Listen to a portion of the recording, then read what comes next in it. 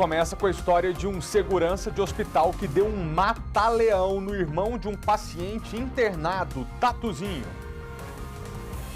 Pois é, Malta, esse acompanhante do paciente estava querendo ficar com o irmão que estava na ala de ortopedia. Mas só que os seguranças, obedecendo normas do Hospital Regional de Ceilândia, acabaram aí partindo para cima desse acompanhante, deram um mata-leão nele, jogaram ele no chão e ali os seguranças ficaram o tempo todo ao redor desse homem. Esse caso saiu aqui do Hospital Regional de Ceilândia. Primeiro, o vídeo viralizou nas redes sociais e depois foi parar na delegacia. Malta.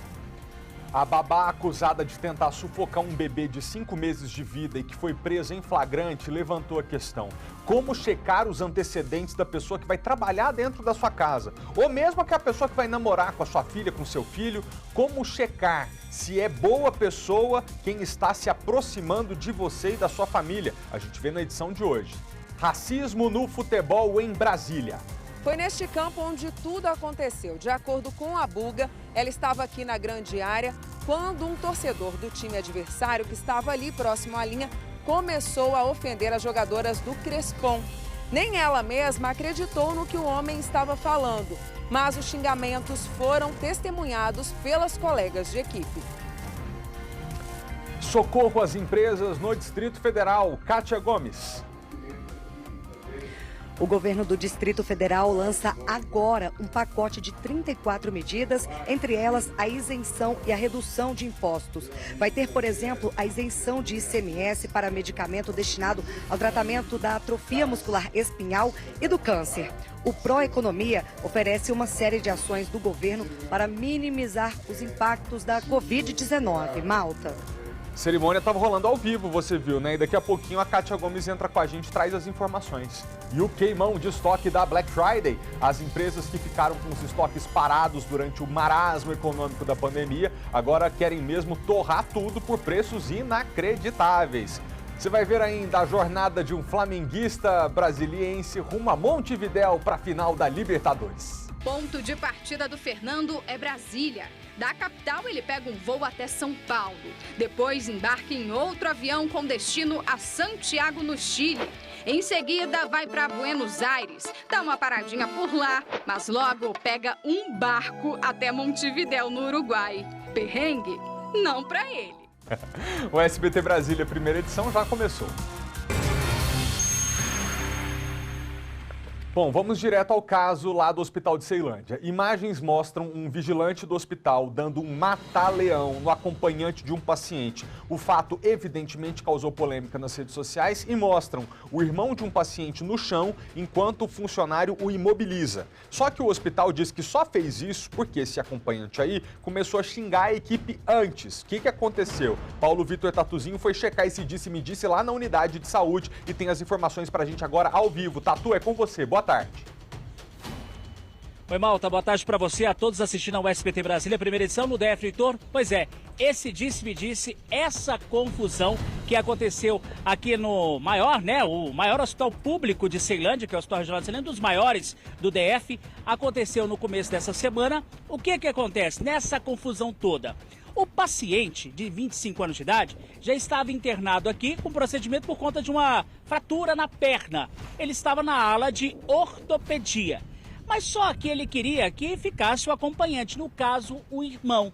Nessa história toda, o paciente, segundo relatos que nós conseguimos apurar aqui conversando com as pessoas, os bastidores da notícia, esse paciente, ele sempre fazia algumas pequenas denúncias em blogs, jornais, veículos de imprensa, de comunicação, aqui de Ceilândia, por exemplo, denunciando falta de médicos, vazamento de água na estrutura física aqui do prédio, e isso já vinha aí gerando uma pequena revolta, né, uma impaciência, principalmente por parte dos vigilantes, dos seguranças, ou seja, das equipes aqui do hospital.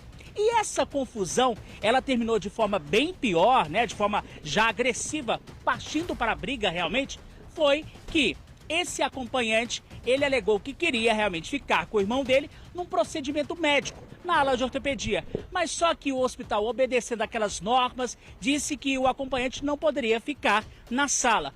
Foi aí que começou toda a confusão. Você vê pelas imagens diversos vigilantes, eles partem para cima do acompanhante, inclusive contra imagens, no argumentos. Num desses vídeos aí, esse vídeo que viralizou nas redes sociais, aparece um vigilante no chão, caído junto com o acompanhante e também vítima, dando um mata-leão.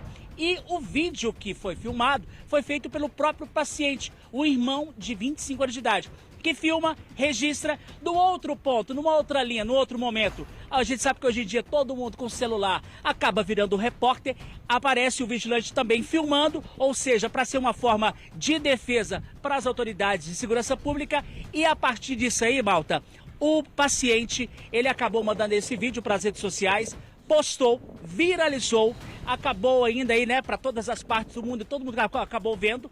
O caso saiu aqui da ala de ortopedia do Hospital Regional de Ceilândia, foi parar na 15ª delegacia, a delegacia que faz a segurança aqui da região de Ceilândia. O caso foi registrado como ameaça, teve outros procedimentos também. Lógico, a Polícia Civil instaurou um inquérito para investigar tanto a conduta dos vigilantes, bem como também a conduta do acompanhante e também do paciente que estava filmando tudo, Malta. A gente tem, Malta, aqui, ó, chegou pra gente há poucos instantes, uma nota da Secretaria de Saúde aqui do Distrito Federal sobre esse caso de confusão aqui dentro do interior do Hospital Regional de Ceilândia. A nota diz o seguinte: a Secretaria de Saúde esclarece que o fato relatado no vídeo ocorreu na enfermaria da ortopedia do Hospital Regional de Ceilândia, após o acompanhante de um paciente ser informado que não poderia permanecer no local, tendo em vista o que prescrevem as normas do hospital. Em consequência, o mesmo se exaltou, começou a agredir verbalmente a equipe multiprofissional da unidade e precisando aí ser contido pela ação dos vigilantes. Até a chegada dos seguranças, segundo informação da nota, esses seguranças mobilizaram esse acompanhante até a chegada da polícia. Para finalizar, essa nota que não foi repassada para a nossa produção, diz o seguinte: militar, dada a sua postura extremamente agressiva, cabe esclarecer ainda que não houve qualquer dano ao aparelho celular do acompanhante causado pelo segurança do hospital. Como foi relatado pelo paciente também, pelo acompanhante, que o celular teria sido danificado por conta dele ter caído no chão após toda essa confusão. E é isso que aconteceu, Malta. Tudo isso aqui dentro do interior do Hospital Regional de Ceilândia. Inclusive nessa parte que nós estamos aqui, a gente não pode ter acesso ao interior do hospital, por questão de normas também, mas a gente percebe, por exemplo, nesse lado que nós estamos, que é a principal entrada do hospital, o hospital passa por reforma. E aqui, portanto, não há vigilante. Mas essa é a situação dessa confusão que mobilizou muito segurança, cerca de 6 que aparecem nas imagens, além de outros funcionários do Hospital Regional aqui da cidade. Malta. Obrigado, Tatu, pelas informações. Violência é sempre um negócio inaceitável, que é importante evitar. Agora, todo lugar tem regra, né, gente? E a equipe de segurança está ali para fazer seu papel também. Não sei exatamente o que aconteceu, é a polícia quem vai averiguar. Mas se não pode ter um acompanhante, a pessoa insiste, quer fazer a própria vontade, custe o que custar, ela vai ser contida pela equipe que está ali para fazer o próprio trabalho. Se for verdade o que os seguranças disseram, né? Mas a polícia vai trazer o esclarecimento para a gente em breve. Agora é o seguinte, todo dia aqui, infelizmente, é um caso de racismo diferente que a gente noticia, ninguém aguenta mais. Você veja, a gente ainda está no mês da consciência negra e lá vamos nós noticiar uma total falta de consciência, de desrespeito, um crime. É um caso de violência que não é física, mas como metade da população do Brasil é negra, então eu suponho que metade dos nossos telespectadores que me prestigiam com a audiência agora seja de população negra também. Eu imagino que mesmo que a violência não seja física, ela machuca muito também. Como nessa história que a gente vai ver agora. Uma atleta de futebol feminino do Crespon, time aqui de Brasília, denunciou um torcedor do Aruc por crime de injúria racial durante o jogo. Aconteceu alguma coisinha ali, sabe o que foi? Aconteceu alguma coisinha ali, o juiz parou, os bandeirinhas já foram em campo ali, o quarto entrou também em campo, daqui a pouco vamos ver o que aconteceu. O jogo da 9ª rodada do Candangão Feminino de Futebol, que aconteceu no dia 13 de novembro, teria sido interrompido. Não por uma falta das atletas ou por uma lesão em campo, mas por uma atitude de um torcedor. Num lance mais isolado, mais à frente, ele esperou virar de costas para proferir que meu cabelo era cabelo de mafuá e cabelo de bucha. Foi neste campo onde tudo aconteceu. De acordo com a Buga, ela estava aqui na grande área quando um torcedor do time adversário, que estava ali próximo à linha, começou a ofender as jogadoras do Crespon. Nem ela mesma acreditou no que o homem estava falando, mas os xingamentos foram testemunhados pelas colegas de equipe. Ele também depois chegou a me ofender também. Aí como ele logo em seguida falou assim, eu estou falando com a goleira, não estou falando com você. Aí ele se referiu à Buga como cabelo de fuá. Eu não estou falando com você, ô cabelo de fuá. As pessoas que estavam ao redor dele confirmou o ocorrido. A lateral direita, que saiu do Rio de Janeiro em 2015 para jogar em Brasília, conta que ficou extremamente ofendida com o ataque que sofreu. Como eu sou atleta profissional, eu continuei fazendo meu trabalho, continuei desempenhando o que eu sei fazer, mas depois o baque foi forte, foi deitar no travesseiro e lembrar da cena foi impactante. O torcedor foi retirado do clube, a partida foi retomada, mas ninguém chamou a polícia. Já a atleta decidiu esperar a súmula do jogo para poder denunciar o caso. Você vê esses xingamentos, você vê essas manifestações de preconceito e racismo no meio do esporte, acaba entristecendo a gente, machucando, fere. Buga registrou uma ocorrência online acusando o torcedor pelo crime de injúria racial e agora espera que o caso seja investigado. Essa decisão do STF, em conjunto com um projeto de lei já aprovado no Senado e encaminhado para a Câmara dos Deputados, que equipara a figura do racismo com a injúria racial, traz uma luz no fim do túnel para extirpar esses atos racistas cometidos na nossa sociedade. É lamentável, a gente não pode mais aceitar esse tipo de discriminação. Racismo é crime, as pessoas têm que entender que o preconceito ele não cabe mais, o racismo ele não cabe mais, a homofobia não cabe mais. Todas as bandeiras que a gente puder levantar para lutar, dar a mão e vencer, a gente vai estar dando a mão e vai vencer. Em nota, o time Aruc informou que não tem relação com o que aconteceu com o atleta do Crespon. A equipe disse ainda que é contra qualquer forma de racismo. Fala da corrida para as eleições 2022, porque depois de um bom tempo sem partido, o presidente Bolsonaro vai se filiar agora ao Partido Liberal, ao PL. Então eu chamo a Caroline Aguiar, chefe de reportagem da cobertura nacional do SBT em Brasília, que está por dentro de tudo da agenda do presidente, conversa com a gente. E peraí, só um pouquinho, Carol, enquanto você vai falar, eu vou pedir pro pessoal colocar aqui na tela o QR Code do sbtnews.com.br, que é a sua fonte segura de informação, porque aí não só durante o jornal, mas qualquer momento do dia e da noite, você acessa e tem todas as notícias, principalmente do mundo político, que é o forte do site. Agora sim, Carol, com você. Boa tarde, Malta. Boa tarde a todos que nos acompanham. Bom, a filiação do presidente Jair Bolsonaro ao PL está marcada para o dia 30 de novembro. Mas vale a pena a gente fazer um flashback aí e voltar um pouquinho, porque esse anúncio já tinha sido feito.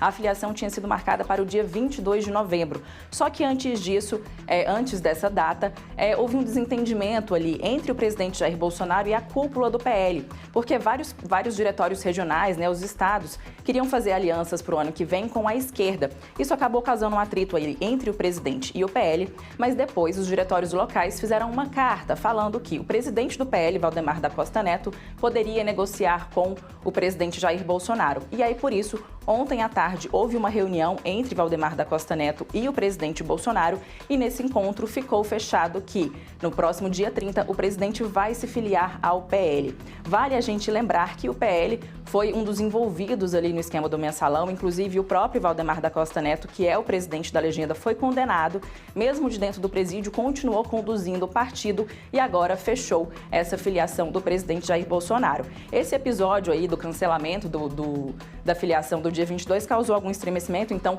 tá todo mundo preferindo esperar o dia 30 para ver se realmente esse casamento, como o presidente costuma dizer, sai. E hoje de manhã ele já falou sobre isso, disse que por enquanto, a princípio, está tudo certo. Então a gente vai esperar o dia 30 para ver se realmente essa filiação vai sair, mas por enquanto é o que está programado. Bom, hoje de manhã o presidente esteve inclusive na Câmara dos Deputados. Ele foi receber uma medalha, Medalha do Mérito Legislativo, que é dada a autoridades que prestaram serviços relevantes para o Legislativo. E aí vale a gente relembrar que antes de ser presidente, Bolsonaro passou muitos anos como deputado federal. Ele foi indicado para essa medalha pelo atual deputado federal Vitor Hugo, que é do PSL de Goiás, que é um apoiador, um correligionário de longa data do presidente Jair Bolsonaro e por isso fez essa indicação. Parece uma coisa boba, o presidente ir até ao Congresso receber uma medalha, mas nesse cenário que a gente está vivendo é muito importante, porque o governo está dependendo de vários assuntos que estão na mão do Congresso. Então, o presidente ir até lá fazer, digamos, essa cerimônia é um gesto, é uma sinalização muito importante. No momento em que a gente depende, né, o governo depende da votação, por exemplo, da PEC dos precatórios para liberar dinheiro para o Auxílio Brasil e também quer desencalhar ali na CCJ a sabatina do indicado ao Supremo Tribunal Federal, André Mendonça. Então, por isso é importante também esse gesto político do presidente de ir até o Congresso. Mas mudando um pouquinho de assunto agora, Malta, você gosta de Natal? Já está ansioso? É daqueles que está na expectativa? Eu gosto, Carol, primeiro porque vai chegando o final do ano e eu tenho a impressão de que quando o ano acaba e começa o ano novo, a gente ganha realmente uma dose extra, né? Não é só coisa de tempo. Então o Natal, pra mim, é isso, ó, tá acabando o ano e já vai chegar uma chance nova. E você gosta?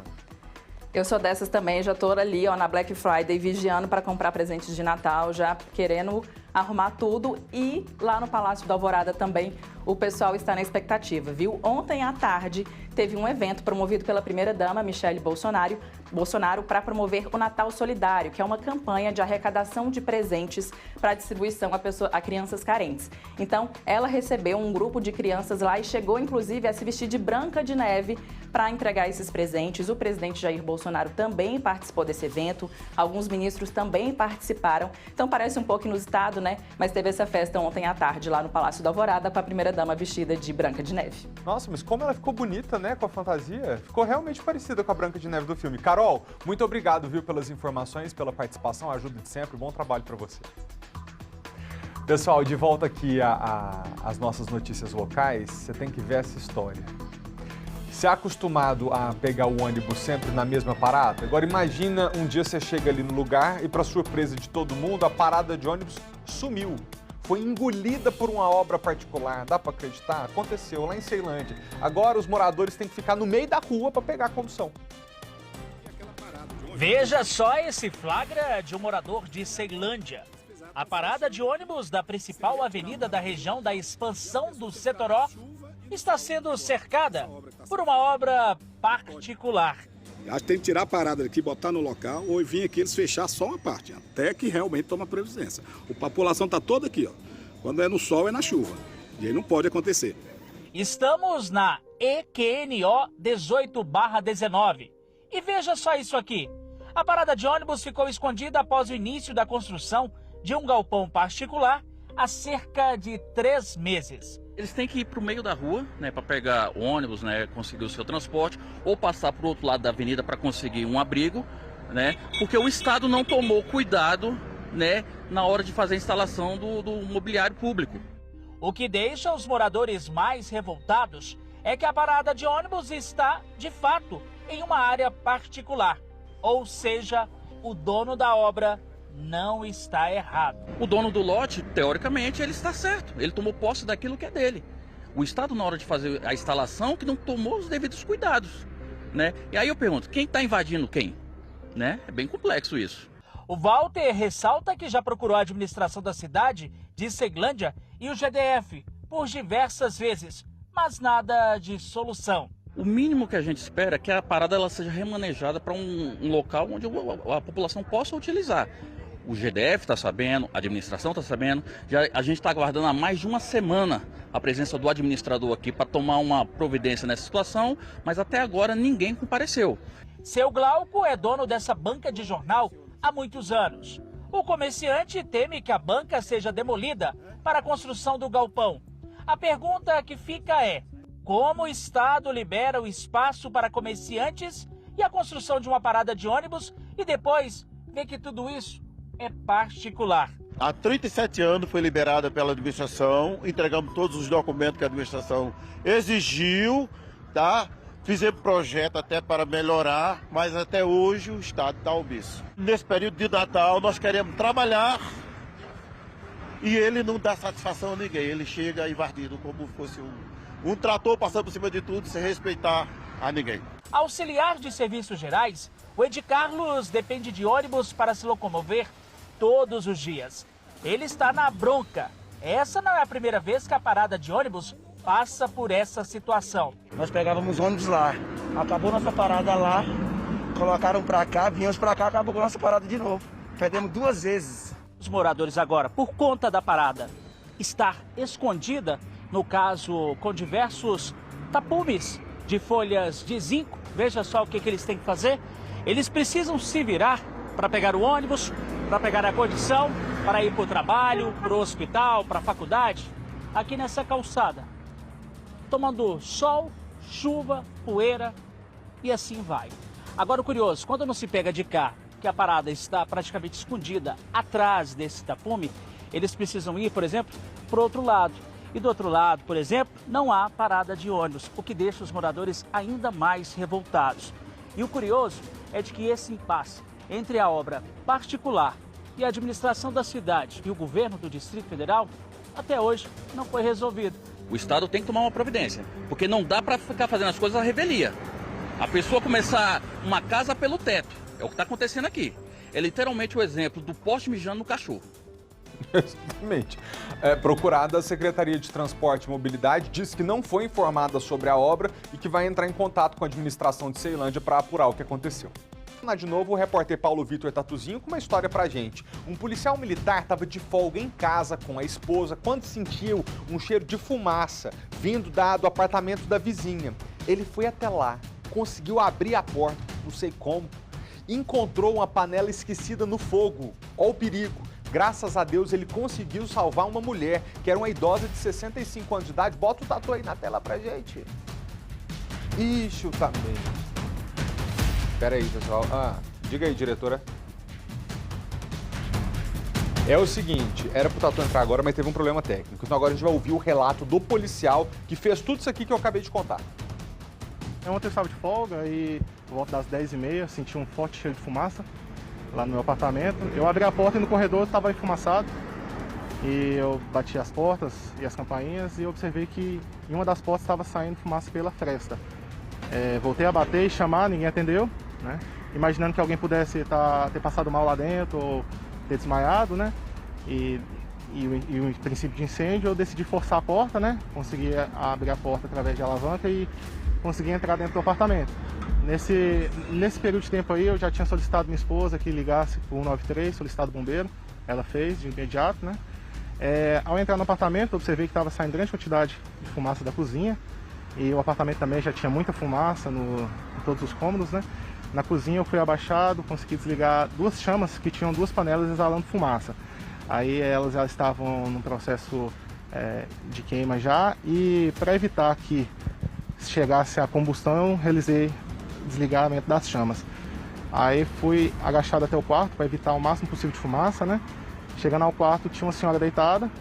Nesse momento aí, eu peguei ela, coloquei na cadeira de rodas que tinha ao lado e levei ela para fora. Nesse momento aí minha esposa até me ajudou, ela entrou rapidamente lá no apartamento, prendeu a respiração, conseguiu me ajudar a tirar ela lá, porque a cadeira de rodas estava até travada naquele momento, e conseguimos sair de lá e levar ela para o lado oposto da porta de incêndio, porque ali no corredor ainda tinha fumaça, né? Levamos ela para o lado oposto da porta de incêndio e aguardamos a chegada do bombeiro, né? O bombeiro chegou, fez o atendimento, graças a Deus ela não precisou de ser hospitalizada, foi analisado os sinais vitais dela, foi só mesmo um susto, graças a Deus. Graças a Deus, parabéns, viu, pra você que tomou essa atitude exemplar, tão rápida, que habilidade. Agora o Tatuzinho já tá com a gente. Ô, Tatu, eu tô aqui imaginando que se não fosse esse policial militar ter podido agir rápido e com habilidade para abrir aquela porta e salvar uma mulher, talvez ela tinha morrido intoxicada, asfixiada, né não? Com certeza, viu, Malta? Como você disse, a gente já adiantou aí, né? Essa senhora, ela é vizinha, né, desse policial, o soldado Yuri, do Getop 28, aqui de Ceilândia. A mulher dele percebeu o cheiro da fumaça, foi até o apartamento, primeiro não conseguiu, perguntou se tinha alguém, não escutou. Ele foi até o apartamento dele, pegou uma alavanca e ali conseguiu entrar no apartamento. Viu as 2 panelas no fogão. E aí, por conta que a fumaça estava muito forte nos cômodos do apartamento, ela acabou arrastando, voltou e aí escutou uma tosse. Foi quando ele retornou e encontrou essa idosa de 65 anos, que segundo relatos, Malta, o marido dela, ele tinha colocado as panelas no fogo, ela não tem como se locomover dentro do apartamento, porque é uma senhora hoje já idosa, cadeirante. Ele foi tomar uma vacina num posto de saúde e acabou esquecendo as panelas no fogão. Mas graças a Deus, ao ato heróico desse policial militar e também depois a chegada do Corpo de Bombeiros, essa senhora passa bem. Foi apenas um susto e tanto, mas o policial estava ali, um anjo verdadeiro, socorreu essa senhora, né, Malta? Exatamente, e habilidoso, né? Porque conseguiu abrir a porta, não precisou nem arrombar, precisou lá na fechadura mesmo, ele conseguiu abrir. Obrigado, Tatuzinho, pelas informações, valeu. Faltam 2 dias para Black Friday e tá todo mundo namorando algum produto, né? Checando se vai ter desconto mesmo. Ontem a gente recebeu aqui no jornal o pessoal do Procon dando dicas de como o consumidor pode se proteger de fraude e de desconto maquiado. Mas nesse assunto hoje a gente fala com Sebastião Abrita, que é presidente do Sind Varejista. Sebastião, você e seus colegas empresários garantem para o nosso telespectador que vai ser queima de estoque verdadeira. O pessoal pode sair para comprar e aproveitar desconto. Boa tarde, obrigado por ter vindo. Boa tarde, Felipe. Boa tarde a todos que estão nos assistindo. Com certeza, a promoção mais esperada do varejo do Distrito Federal é a Black Friday. Nós garantimos, sim, até 70% de desconto. Agora, às vezes o consumidor acha, Felipe, que toda a loja vai estar em promoção, mas o lojista, às vezes, fechou uma quantidade maior de um determinado produto. Aí ele resolve queimar aquele produto. Ou então, uma mudança de estoque, uma mudança de coleção. Com certeza, vai ter desconto de até 70%. Esses descontos são legítimos. Agora, em todo o comércio do Distrito Federal, nas lojas de shopping, nas lojas de rua, vale a pena o consumidor circular pela cidade. E, além disso, tem shopping center que ainda está dando cashback, está dando pontuação a mais, além do desconto do lojista. Paixão, eu ouvi dizer que durante o ano passado, esse ano e meio de pandemia, né, com a crise que nós vivemos, muitos lojistas ficaram com o estoque meio parado e agora que a economia volta a aquecer, eles estão querendo também renovar mostruário, renovar os produtos. Por isso que essa talvez seja uma Black Friday diferenciada com ainda mais descontos. Isso é verdade? Olha, com certeza, são uma série de fatores, né? É o estoque parado, fez com que aumentasse o desconto, mas a principal coisa é o avanço na vacinação. O consumidor está confiante em as compras, principalmente nas compras presenciais. Isso tem a ver com a queda na contaminação da pandemia. Realmente, o ano passado, a Black Friday ficou um saldo de 2% negativo. Mas nós aqui do Sind Varejista percebemos que todas as datas comemorativas este ano, Dia dos Namorados, Dia das Mães, Dia da Criança, cresceu de 6% a 9% as vendas. E com certeza, para alguns lojistas, a Black Friday ainda é melhor do que o Natal, porque a nossa melhor data é o Natal. E com certeza será positiva e o Natal ainda será melhor. E como eu disse, o consumidor pode circular por todas as lojas de Brasília, cidade satélite, vai encontrar muita coisa boa com desconto real. Ô Sebastião, deixa eu te explicar por que nós estamos na torcida para que a Black Friday seja um sucesso. Para que vocês, empresários, possam recuperar as perdas desse tempo de pandemia e, sobretudo, fazer aquilo que interessa a todos, que é gerar emprego, fazer movimentar o comércio, gerar renda para as famílias do Distrito Federal. Então eu te agradeço pela presença aqui hoje. Muito boa sorte, boas vendas, viu, na Black Friday. Obrigado, eu que agradeço a você a oportunidade e boas compras aos consumidores e pode ter certeza que você consumindo no comércio do Distrito Federal presencial, você vai estar gerando emprego e renda. É que é o mais importante. Obrigado, até a próxima. Com certeza. Ô, gente, existem torcedores e torcedores, né? Aqui em Brasília, todo mundo sabe que o Flamengo tem a maior torcida, né? De todo mundo que torce para algum time de futebol e mora no Distrito Federal, metade é flamenguista. Um desses fanáticos é um colega nosso de profissão, que eu não sei como, vou até perguntar na direção, que ele conseguiu uma semana de folga para se jogar numa aventura rumo ao Uruguai para ver a grande final da Libertadores.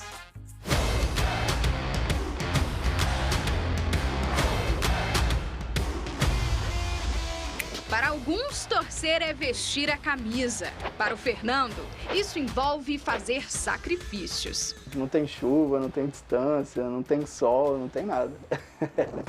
O nosso colega Fernando Jordão, repórter do SBT News, é rubro-negro fanático. e se prepara para ver a grande final da Libertadores em Montevidéu, no Uruguai. O passaporte já está na mala, o ingresso na mão. Foram 4 dias tentando comprar a entrada.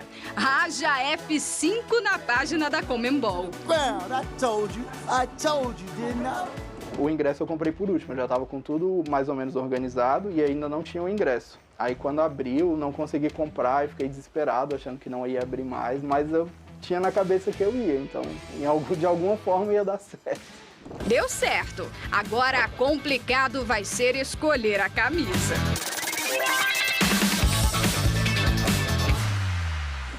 Cada uma tem uma história aqui, né, especial. Acho que cada uma foi para um momento ali, um jogo importante. Eu ainda nem decidi qual que eu vou usar, na verdade, lá no jogo. A gente invadiu a casa do Fernando para mostrar que ele é torcedor de carteirinha mesmo. Aqui no quarto dele tem vários objetos do Flamengo. Tem copo, cachecol e até um santuário do Gabigol na estante. Dá para ver que a decisão de viajar para Montevidéu foi fácil, né? Difícil vai ser chegar até lá. São quase 3.000 quilômetros. E não vai ter voo direto, 5 horinhas de viagem não, viu? O trajeto vai ser um pouquinho mais difícil. Mas tá tudo bem. Como dizem, paixão verdadeira não tem limites. Quanto mais, quilometragem. O ponto de partida do Fernando é Brasília. Da capital, ele pega um voo até São Paulo. Depois, embarca em outro avião com destino a Santiago, no Chile. Em seguida, vai para Buenos Aires, dá uma paradinha por lá, mas logo pega um barco até Montevidéu, no Uruguai. Perrengue?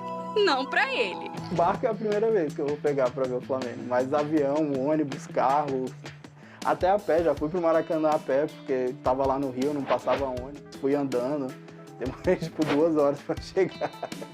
Peguei ônibus, o ônibus quebrou no meio da estrada e levei quase 24 horas para chegar no Rio. O tempo estava contadíssimo, ia perder o jogo.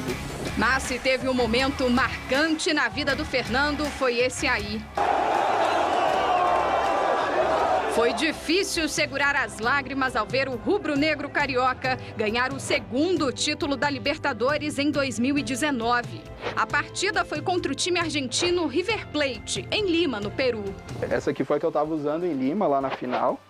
E aí, depois de um tempo, no ano passado, em Brasília, eu consegui os autógrafos aqui do Gabigol, do Felipe Luiz, do Bruno Henrique e do Everton Ribeiro. Quando eu fui pegar o autógrafo, né, eu deixei com o cara da equipe do Flamengo e eu falei, pô, isso é uma das coisas mais valiosas que eu tenho na vida, que é a camisa que eu fui pra Lima, né? Eu tenho uma lembrancinha que eu trouxe de lá, que foi daqueles foguetes que soltam quando o Flamengo ganhou, né, quando foi campeão. E aí eu trouxe pra cá, guardei no bolso e trouxe até hoje. Agora a disputa em terras uruguaias vai ser 100% brasileira. O Flamengo enfrenta o Palmeiras no próximo sábado. Os 2 times bicampeões da Libertadores querem ser tri, mas só um vai conquistar o 3º título da Libertadores. Flamengo sempre. A gente é o 12º jogador, né? Tem que falar apoiando.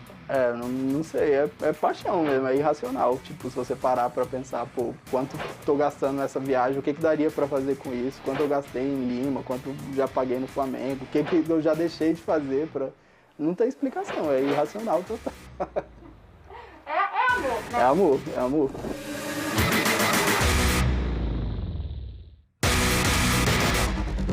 Ficou marcado na história!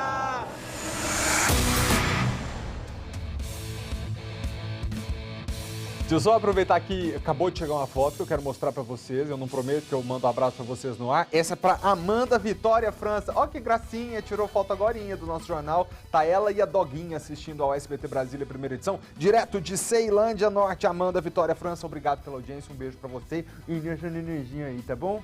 Bom, retomando, hoje é quarta-feira, dia de Olé, mas dessa vez numa versão diferente, já que o Fernando tá tentando chegar ao Uruguai pra ver a final da Libertadores. Pode rodar!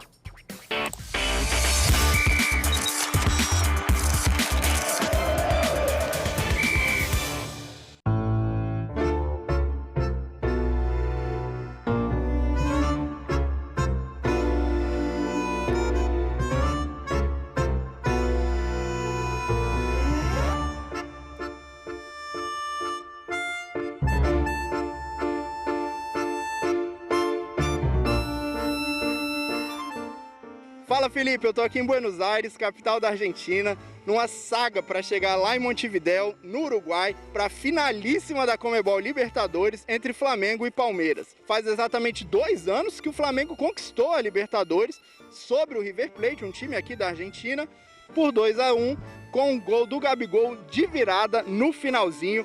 Então decidi as ruas aqui de Buenos Aires para saber o que a galera lembra dessa partida e aproveitar e pedir um palpite para o jogaço de sábado. Confere aí.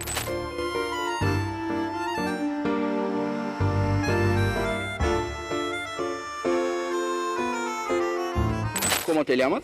Hernán. Hernán, ¿eres hincha de cuál equipo? De River. De River. Entonces, ¿te acuerdas de la final de 2019? Sí, cómo no me voy a acordar. ¿Qué piensas tú de Gabigol? Es un buen jugador. ¿Es un buen jugador? Sí. ¿Esta camiseta te lembra algo? Y la verdad que sí. De Gabigol. Acá. Ah, mira. Linda. ¿Cómo fue el sentimiento en la final de 2019? Estamos ganando hasta el final y creo que a Gabigol no se lo puede dejar solo. Pero exactamente hoy está haciendo 2 años que Flamengo ganó a River en la final de la Libertadores. ¿Cuál fue el sentimiento para tú en nuestro día?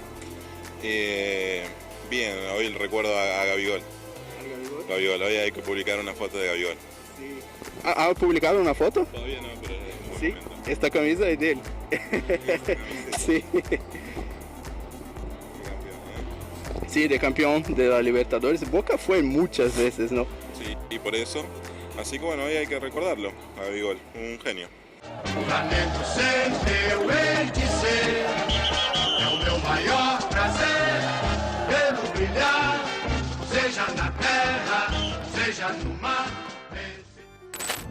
Você aí de casa agora sabe como eu vim parar aqui em Buenos Aires, mas olha, essa viagem não acabou não, ainda tem muito chão para percorrer, chão só não, que é água. Amanhã eu entro aqui nesse rio, Rio da Prata, e parto lá em direção a Montevidéu. E você segue acompanhando tudo aqui no SBT Brasília. Valeu, é com você, Felipe.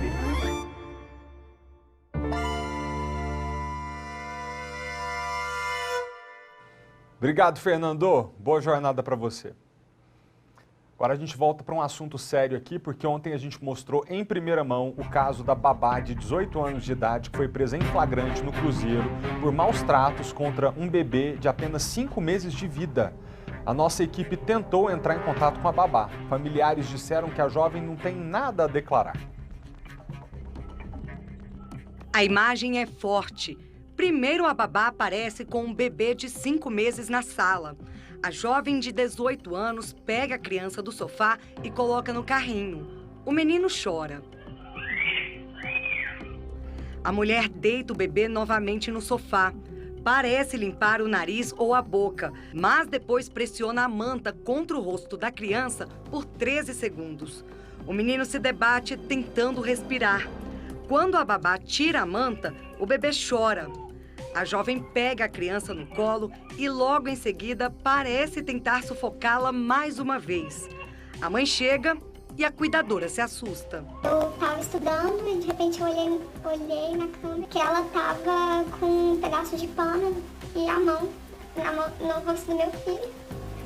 Chutando, e o meu filho estava chutando com as perninhas para cima e com as mãos, desesperado, tentando respirar. Ela tirou e meu filho voltou a respirar e começou a chorar. E eu peguei ele no colo. E aí ela, não, eu só estava limpando o nariz dele. A servidora pública conta que se trancou no quarto com o filho, dispensou a babá e ligou para a polícia. Simulei que tinha um problema no trabalho do meu marido, porque eu não estava conseguindo falar com ele, para tirar ela de casa e não alertá-la, para que pudesse confirmar nas câmeras o que realmente tinha acontecido, porque foi tão pesado que eu não queria acreditar naquilo que eu estava vendo. Este era o segundo dia de trabalho da jovem como babá. A mãe da criança conta que ela foi contratada por ter um excelente currículo e experiência com crianças. A babá foi presa em casa. Na delegacia, o caso foi registrado como maus tratos. Por ser crime de menor potencial ofensivo, ela foi solta e deve responder em liberdade. Ela foi liberada prontamente, no entanto, cogita-se a possibilidade, né, de enquadrá-la aí por tentativa de homicídio. O que nos move é também a vontade de que a justiça seja feita pelo que aconteceu aqui e que o mesmo não ocorra com pessoas que tenham filhos pequenos em casa também.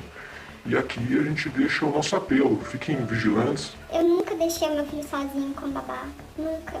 Eu achei que pelo fato de eu estar em casa, que meu filho estaria seguro, mas nem comigo em casa eu consegui evitar que algo assim acontecesse com meu filho. Eu tô em choque. É surreal acreditar que o ser humano é capaz de fazer uma maldade tão grande com um bebê de 5 meses.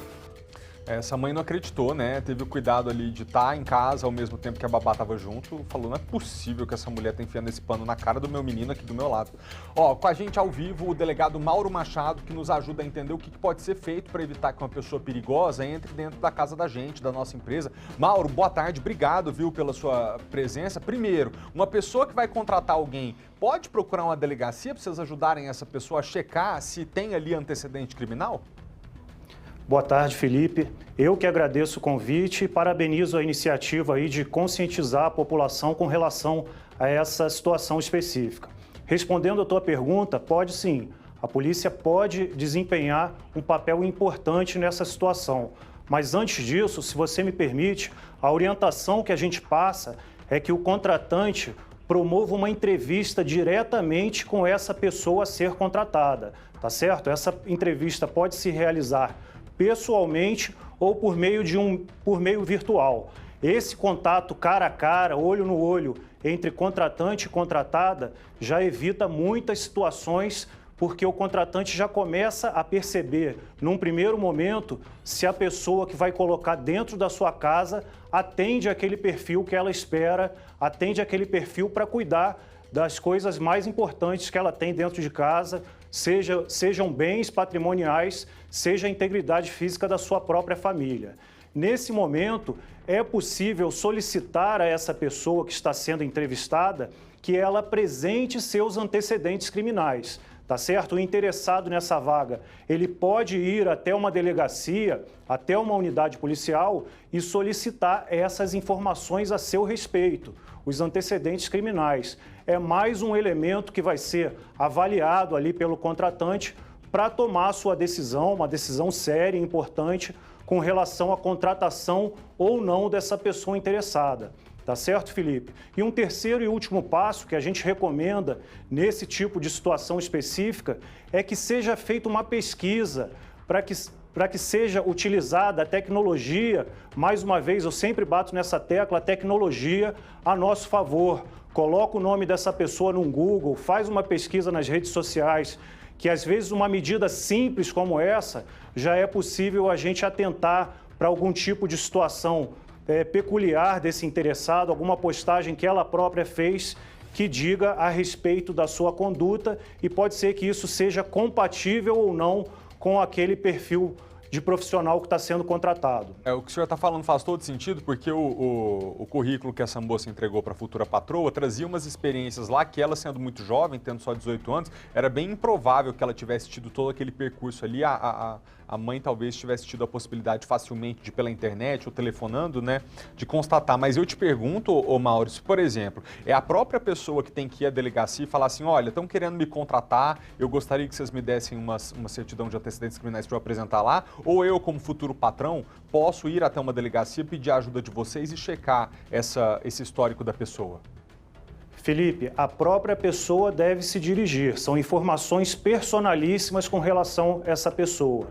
Eventualmente, se ela autorizar por escrito, por meio de um documento idôneo, atualizado, que o contratante vá até a unidade policial, a idoneidade desse documento vai ser verificada e pode ser deferida também esses antecedentes criminais, desde que a pessoa a que está submetida a essa análise policial autorize por escrito que o contratante assim o faça. Mas a regra, como eu disse, não é essa. A regra é que o próprio interessado na vaga se dirija e, num ato de boa-fé, apresente ao seu futuro empregador esse documento específico com relação às suas informações personalíssimas. Deixa eu aproveitar que o senhor está aqui, então, e tirar outra dúvida ainda nesse assunto. Porque é o seguinte, a gente sabe que muitas vezes um processo na justiça demora um pouquinho para rolar, até que a pessoa tenha a condenação e não possa mais recorrer, leva muito tempo. Quando ela vai até a delegacia e pede a ajuda de vocês para ter essa certidão de antecedentes criminais, vem só aquilo pelo qual ela já foi condenado, ou se tiver uma passagem ainda em apuração, também vai aparecer ali? Olha, cada caso é um caso, Felipe. Alguns processos tramitam em sigilo e isso não vai aparecer, tá certo? Mas as condenações definitivas naturalmente vão aparecer. É importante preservar também uma presunção de inocência desse indivíduo. Então, cada situação tem um colorido específico. Eu não tenho como te dar uma resposta genérica com relação a isso. Mas aquelas situações mais graves, aquelas condenações definitivas que assustam e que devem assustar mesmo a pessoa interessada nessa contratação, com certeza vão ficar ali consignadas nesse documento. Aqui a gente está trazendo essa discussão depois do caso da babá, que não tenho certeza, que acredito que não tinha histórico criminal, mas acabou fraudando ali o documento, que é o próprio currículo, dizendo que tinha uma experiência que não tinha. Bom, já é de se levantar suspeita. Mas, Mauro, hoje em dia tá difícil, né? Então, quando alguém chega para se aproximar perto da nossa casa, se tiver a possibilidade da gente pedir a ajuda da polícia para poder checar, principalmente quando algo levanta suspeita, né? Um rapaz começa a namorar com a filha dentro de casa, apresenta um padrão de vida que não tem, um comportamento meio esquisito, andando com gente esquisita. Eu vou te falar uma coisa, se eu fosse pai, eu batia na delegacia na hora e pedia a ajuda de vocês para saber quem que é aquela pessoa. Perfeitamente, Felipe. E a polícia está à disposição para ajudar nesse sentido. O que tiver a nosso alcance, estamos sempre à disposição. Eu vendo essas imagens aqui repugnantes, estou com um bebezinho em casa de 3 meses, então a gente fica perplexo diante de uma situação como essa. E todo cuidado é pouco. A gente está colocando uma pessoa dentro da nossa casa. Essa mãe teve a oportunidade de exercer uma vigilância mais direta. Nem todo mundo é assim. Às vezes você sai de casa e confia ali o seu patrimônio, a integridade física dos seus filhos a uma pessoa estranha. Então todo cuidado é pouco e o auxílio policial é bastante relevante nesse sentido, sim, Felipe. Você tem toda a razão. Muito obrigado pela presença do senhor, pelos esclarecimentos. Vou te liberar logo para você voltar para casa e cuidar desse menino. Então, obrigado aqui. Boa tarde para você. Tá ótimo. A gente sabe que a economia reagiu difícil, né, durante a pandemia. Quando os empresários e comerciantes não faliram ou pelo menos passaram tempos complicados para fechar as contas nesse ano passado.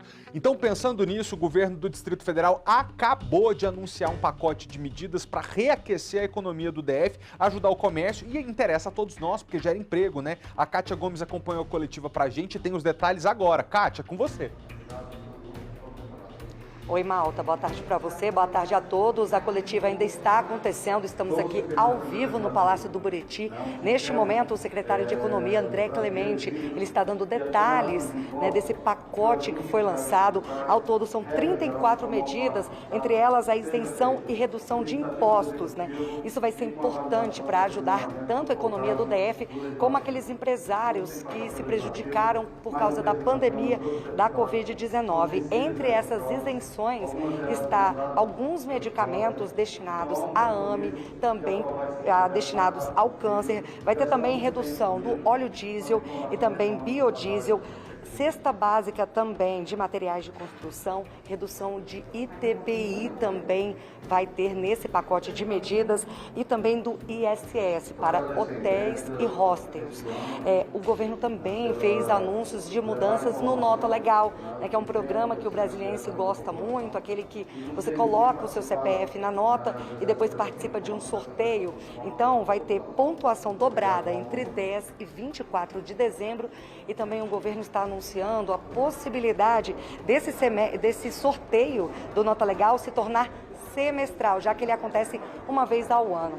Mais cedo, o governador Ibanez Rocha esteve aqui na cerimônia e falou sobre exatamente este anúncio. Vamos ouvir agora.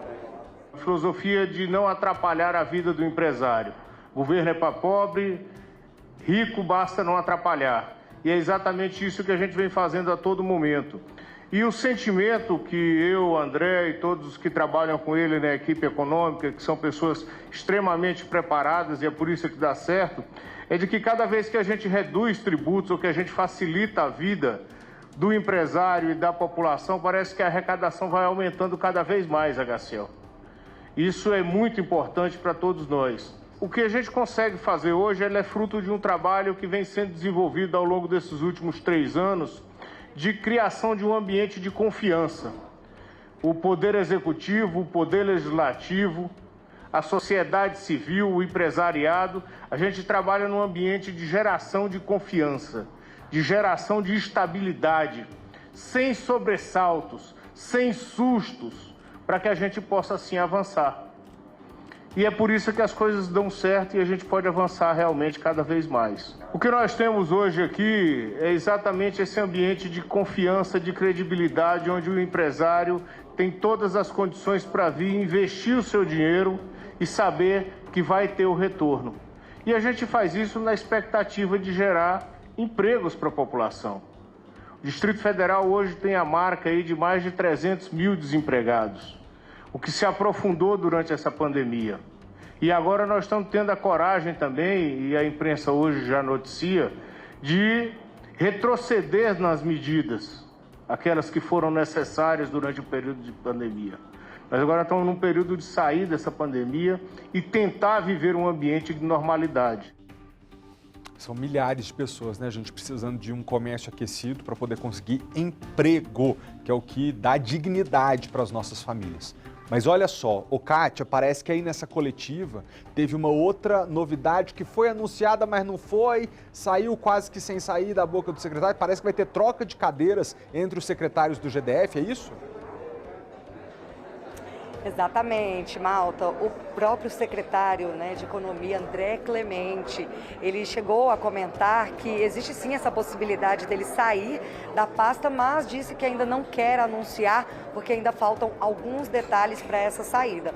Mas já foi meio que anunciado, inclusive pelo próprio governador Ibanez Rocha, durante a coletiva, que ele sairia, Ainda não sabemos para onde ele vai e nem quem vai ocupar agora a pasta, No meio de um anúncio tão grandioso, essa novidade. A gente continua acompanhando, Malta. Tá bom, Kátia, muito obrigado pelas informações, bom trabalho. Um recadinho para você, tá mobilizando o Distrito Federal. Me contaram, eu não tô sabendo, mas que o negócio, o sistema ali do site tá até travando de tanta mensagem. Sabe por quê? Tá de volta o Cartinha de Natal do SBT. A gente vai fazer essa corrente do bem para transformar sonhos em realidade. Como é que eu participo, Felipe, pelo amor de Deus? Muito simples. Pega o celular que eu sei que tá aí na sua mão agora, abre a câmera e aponta pro QR Code que tá aqui na tela. Eu costumo errar na hora de apontar o QR Code, mas é lá, ó. Se você não tiver como pegar o seu celular agora, porque seu filho pegou, escondeu, você perdeu, tá sem bateria, qualquer coisa nesse sentido, você entra, quando você puder, no Instagram da nossa emissora, que é @SBT Brasília, e clica no link que tá aparecendo lá na bio do perfil. Aí lá, você faz a sua inscrição, conta a sua história. O que nós vamos fazer? A gente vai selecionar histórias especiais que serão contadas no mês de dezembro, aqui no SBT Brasília, primeira edição, e também no É Sábado, no nosso Almoço Juntos, todo sábado, meio-dia.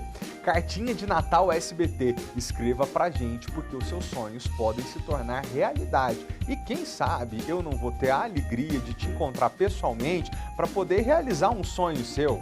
A gente vai contar histórias especiais. Quero deixar muito claro aqui que eu não conheço as histórias que estão chegando, tá bom? Para não ficar assim, o Felipe escolheu essa, mas não escolheu aquela. Não, tem uma equipe, a direção, o pessoal do marketing, tá todo mundo selecionando as histórias de vocês. Eu vou descobrir na hora que ela tiver sido selecionada, tá? Para ser justo com todo mundo. Mas vai ser uma alegria para mim te encontrar pessoalmente, tá? Cartinha de Natal SBT, você aponta a câmera para o QR Code que tá na tela e vai poder fazer a sua inscrição. Não tá com a câmera agora? Quando puder, acessa @SBT Brasília, que lá tem um espaço para você participar. Cartinha de Natal SBT, os seus sonhos podem se tornar realidade.